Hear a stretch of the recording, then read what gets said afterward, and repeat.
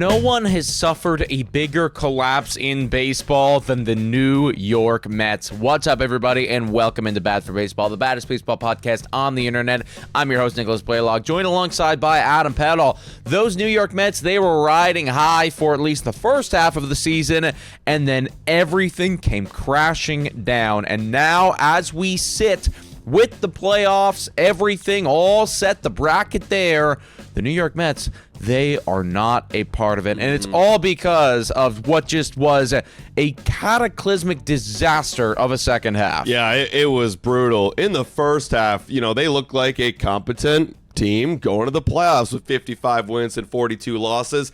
In the second half, it was the complete opposite. It looked like a team that deserved to be on the bottom of the league. 28 wins and 37 losses. Now, in the early part of the season, I was really surprised by how good that pitching staff was, because coming into the season, I didn't think it was enough. For years now, they've been turning these, kind of like middle-tier starter pitchers for other teams and trying to turn them into star guys, and then also relief pitchers, converting them into full-time starters. And for a long time, it was kind of confusing because you have all this money, you're spending all this payroll, but you're not going to go and spend to go get a high, big-time starting pitcher.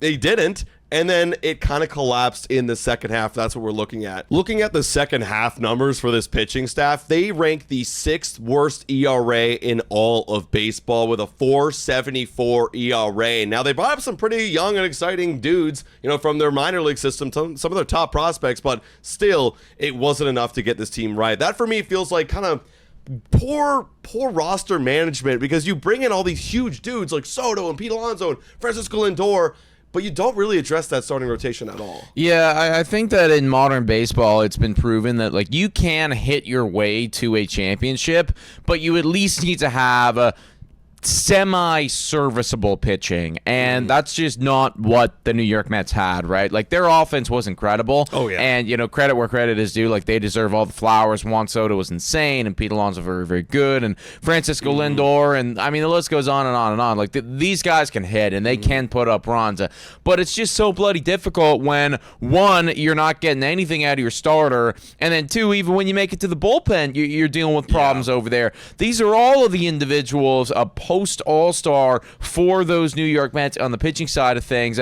David Peterson, who was a stud for them in the first half, completely fell off the table. Sean Manaea, not good whatsoever. Nolan McLean, hey, buddy, you are one of the few who are contributing right now, because right behind him, Kodai Senga, who is supposed to be elite, is just not that right now. There's so many guys in here who are immediate losses. And if you had a 4.5 ERA, for instance, like Gregory Soto, right. Okay, he's not a starter, but take my meaning, a 4.5 ERA, you're not an immediate loss. But when that ERA gets to be high 5 or 6, that's just you lose the game, right? You just lose that ball game, and that's what was happening with a lot of these guys throughout the entire second half. Yeah, it's sad, right? They didn't really have, in my opinion, that ace, that veteran presence that you could fall back on if you were the New York Mets. Because I love Kodai Senga, don't get me wrong, he's pitched a long time and he's pitched a few years here in the MLB, but clearly he didn't have it. And then other than that, those guys I'm talking about that they bring from other teams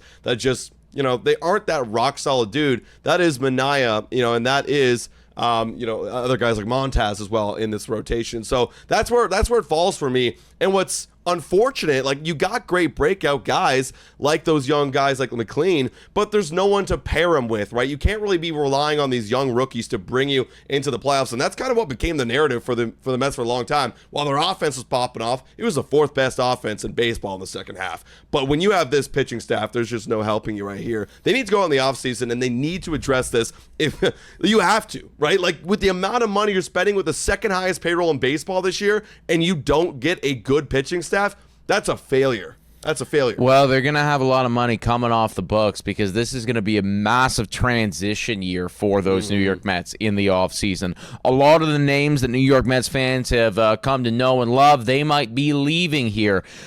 Pete Alonso, for one, he's got an opt-out, and a lot of people are thinking that he is going to take that opt-out. Those opt-outs were put in, for him, because if he had a good year, then he could opt out and get paid again. And lo and behold, Pete Alonso had a pretty good year, so he's probably going to be leaving. Edwin Diaz, similar thing right there. A report came out thinking that he could be taking the opt-out. So that's another guy right there. And when we go down to the free agent list, I mean, it is long, everybody. Starling Marte, Cedric Mullins, Ryan Helsley, Jesse Winker, Gregory Soto. Like, these are all MLB players, okay? Yeah. Like, they're not the Juan Sotos of the world, but, like, there is a lot of complementary pieces right there that if you're a New York Mets fan, you are going to be losing. So if you are Steve Cohen, I think you got to look at your team right here. I think you got to look at your strengths. I think you got to understand that you are still going to have a good offense, in my opinion. You're still going to have Juan Soto. You're still going to have Francisco Lindor. And hell, you're a crazy psychopath when it comes to the money. You'll probably go out and sign one of those guys as well and get that all done and dusted. But we do need to address the pitching staff with the $120-odd million that you have leaving the books right now. Take some of that money and reinvest it in getting an ace. I know. It's about time. And every offseason they do this. They literally will go out. Yeah, they'll dress the bullpen. They do a good job in that regards, but they never address the starting pitching. If I'm a New York Met fan and I don't see us grab at least one or two big aces, like I'm talking guys that have proven track records in the rotation, could give me 32 starts every single year with a mid-3 to high-3 ERA, that'd be great, because I'll give you your flowers here, Mets. You do have some young guys that are looking kind of decent for the following year. Like we brought up, McClain could look like a dude that could play the following year. You bring two veteran guys in to complement McClain, and then you still got Clay Holmes as well with there, who actually had a decent year with a 3.53 ERA. Now you have something to build off of. And then, of course, like you're mentioning, maybe go get one more big bat. Honestly, find a way to get Pete Alonso locked down. Take that $120 million. Do that. If they do that, then they'll have another chance to take another run, and they need to play together also as a team and like actually win good baseball games. Yeah, of course. There was a losing mentality over there in New York. Ultimately, like in conclusion here, this was a major, major failure if you were a New York Mets fan. And honestly, like I would look at it, if I'm Steve Cohen and if I'm a couple people in that building, I think some people got to lose their jobs over this, because how is it possible that you spend $350 million on your baseball team and you only win a handful of games over 500? 83 wins is I believe where they finished at right there. Yeah, like that's crazy. Like that's 4 games over 500. You know what I mean? But you're spending like 5 times the amount of some other teams. Like, for instance, and I know that they're a unique situation, the Milwaukee Brewers are doing that with like 3.5 times less what it is that you're spending, and they won significantly more games than you did. So honestly, this feels to me like the type of season that a couple people got to get canned over, and then a serious turnaround needs to happen here for that Mets offseason. Yeah, they do. They definitely do, because you got the Phillies right here, and the Phillies now, in their own regard, they're starting to kind of taper off in terms of their contracts will be ending soon. Feels like the NL East is still kind of weak and up for grabs, so you're not out of it by any means. Like a couple, more, $100 million spent, and you're right back in it, but you got to spend it in the right places. Now, I want to hear what you guys think in the comments down below, Mets fans. What do you guys need to do this offseason? Obviously, you're a lot closer to your team than we are. That's our opinion, but I want to hear yours down below. Yeah, please make sure to hit that like, smash that subscribe button. Thank you so much for watching, everybody, and we will catch you next time. Cheers.